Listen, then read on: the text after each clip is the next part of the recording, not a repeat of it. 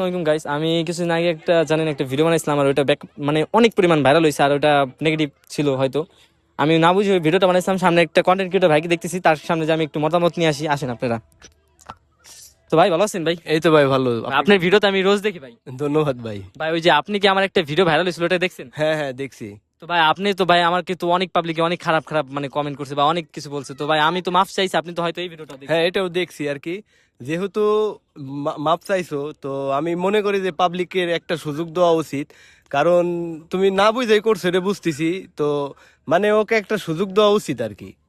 আপনি কিছু বলতে চান?